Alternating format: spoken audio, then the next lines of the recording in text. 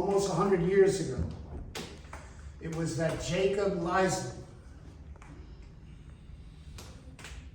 He tried to form his own country in the southern part of New York and New Jersey, and for 2 years, he just about did.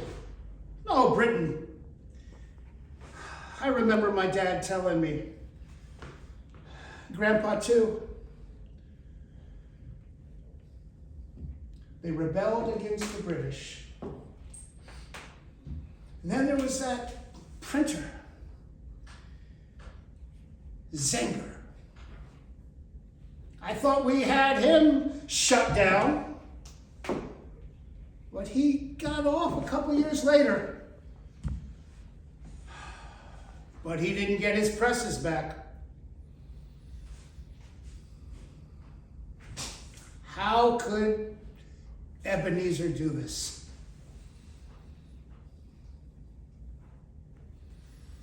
This is an unhappy situation. I must leave and go down to their tavern and have a talk with them. I can't believe there was a meeting. Most everyone we know is loyal to our sovereign King George III. I know some of these laws are not being implemented in the mother country. Everyone must pay taxes on certain items. We've got to pay our debt for the 7 Years' War. We do not need this.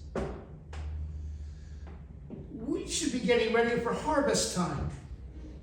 It's early August.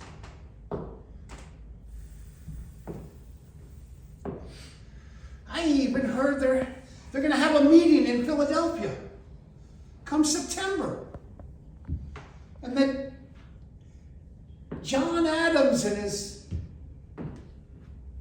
radical cousin, Samuel, are going to be passing by here on their way to Philadelphia.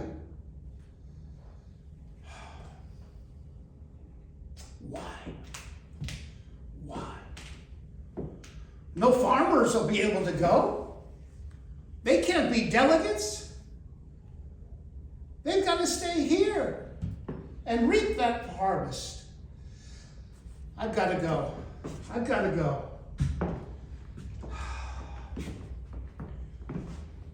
Yes, take care of the children. I'll be back.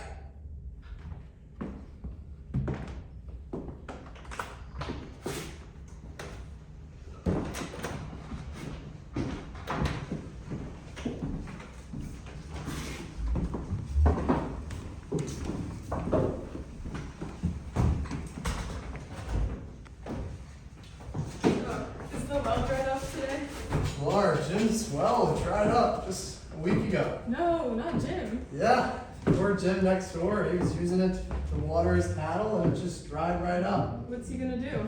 We're not sure. We think he might have to redig it, but honestly, it's anyone's guess. Oh no. Thank you, Sarah. Yeah. Okay. Thank you, Sarah. Come in. Gilbert. Oh, Uncle Gilbert, hello. What a pleasure to have you here on this Saturday The night. pleasure is all mine, old friend. It's been far too long since I've visited my niece's family. Please, sit down. Thank you. You should stop by Rye more often then, Uncle. Hello, Grandma. Why, Sarah! You've grown so much since the last time I saw you. And where is your brother, little Horatio? He's upstairs. Mother put him to sleep just before you arrived. Well, the food is getting cold. Let us start to eat. Tamar, pass me the bread. Hold on just 1 second, young Ebenezer. I think we should say grace and give our thanks. Let us bow our heads. Oh Lord, Please guide us. Please, O Lord, protect us and keep us as a family through these trying times. And we thank you for this bountiful food that we are about to eat. Amen. Amen. Oh,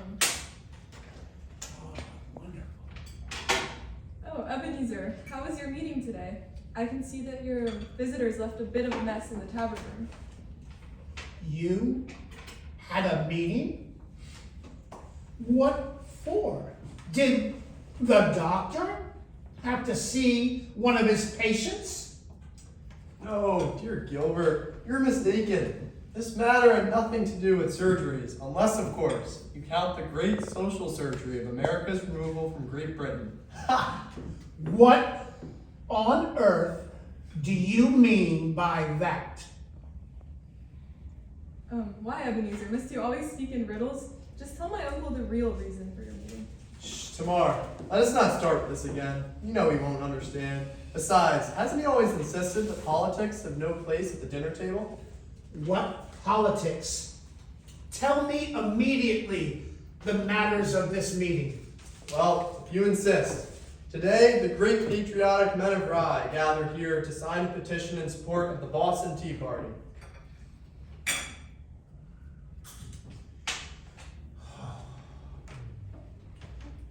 Oh, Father, tea party? Can we attend the next one? Oh, Sarah, dear, this is not an actual party. What your father speaks of is colonists from Boston dumping out bags of tea in the Boston harbor as a sign of protest against raised taxes on their tea from the British.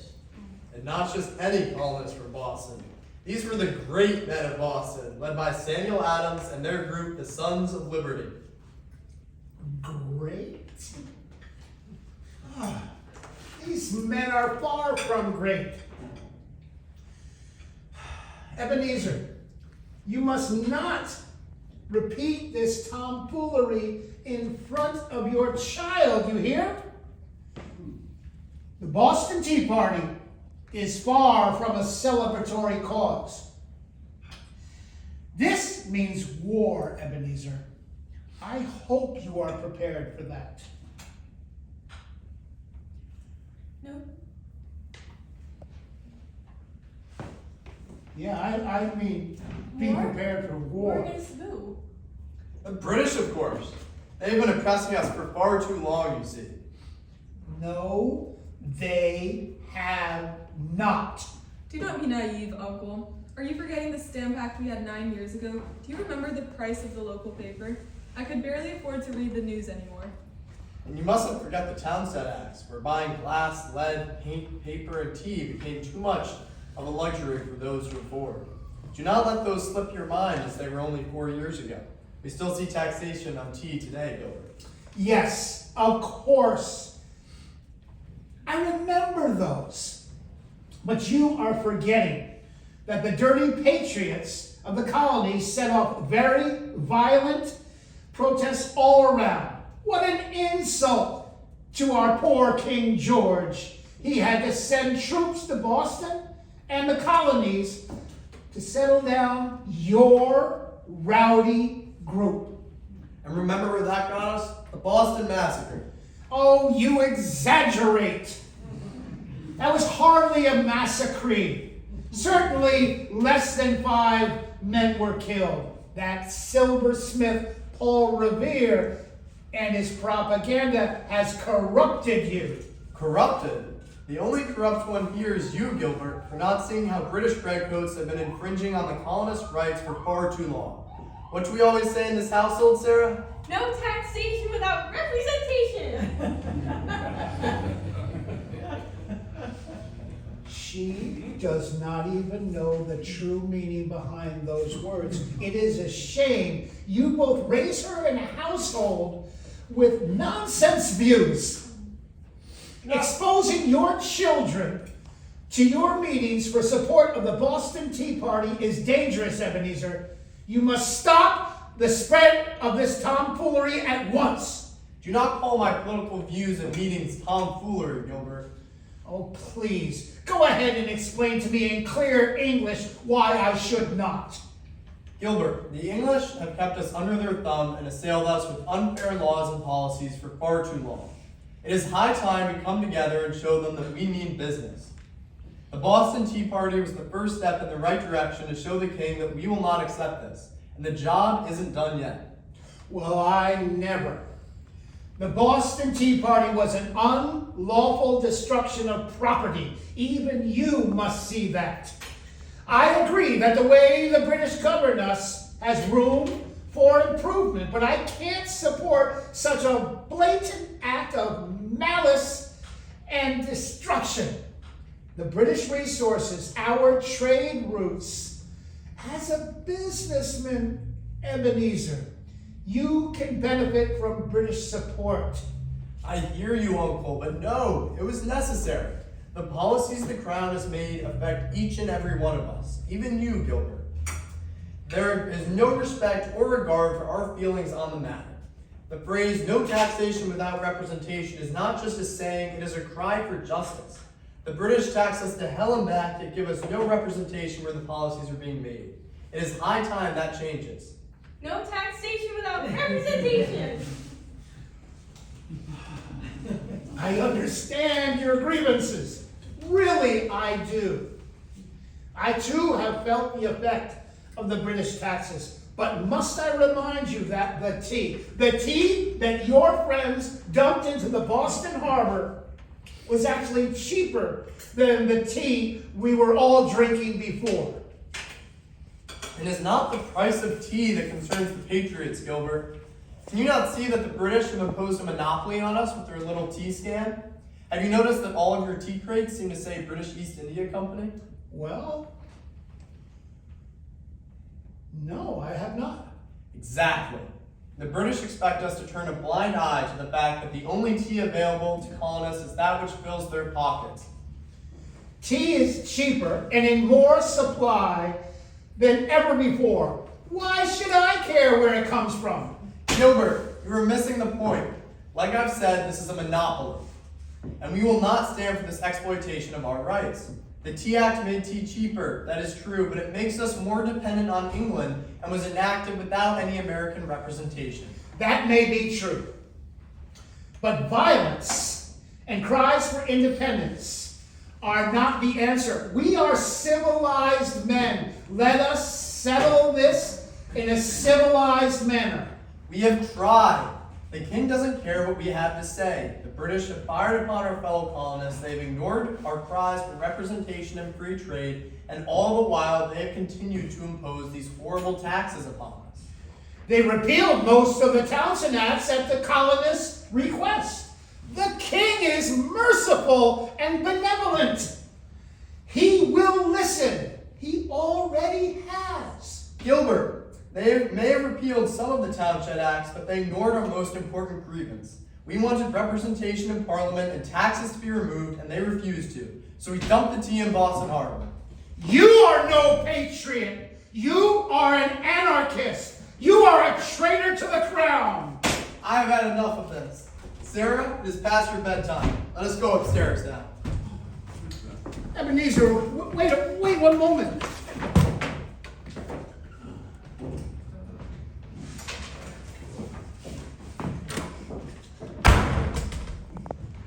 I'm sorry.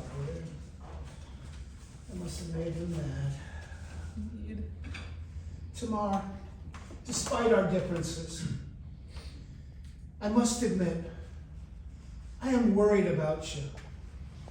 Your family, your business here in Rye. If war breaks out, well, I am sure you are well aware of the divisions that eat away at our town. That is very kind of you, Uncle. Yes, I am aware. Rye has been politically divided for a long time now. It is hard for citizens to agree on one political view, as Rye is geographically located between patriotic Connecticut and the Loyalist city of New York. A divided town, though, means violence, Tamar. With the way things are going, as much as I dislike admitting, I sense war on the horizon. People of Rye already steal from one another. Neighbors are turning on neighbors. Brothers are turning on brothers. Who knows what will happen when the Patriots and the Redcoats quarter their soldiers on the properties and backyards of the people of the town of Rye? Oh, Uncle, do not frighten me with these images. War is not here yet. I worry, though, for the children. How must they grow up in a town of violence? On top of stealing, there have also been cases of a man terrorizing Rye residents. Yes, I have heard of Shugel Merritt.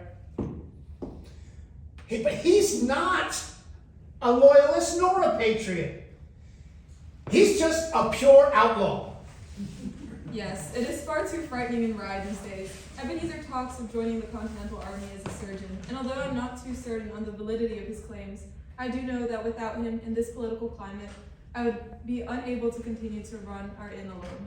Where would you go? I think I would take the children to Connecticut. It is much safer there for their upbringing. I see, Tamar.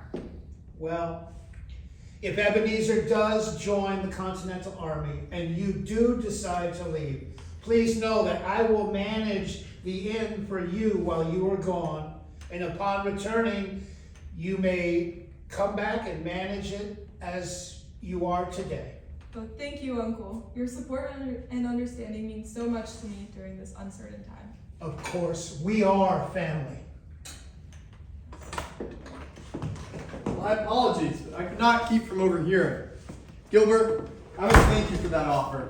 It means a lot to Tamar and I. I'm so glad you came back. Yes, Ebenezer, we are family, no matter what you believe in. Yes, family.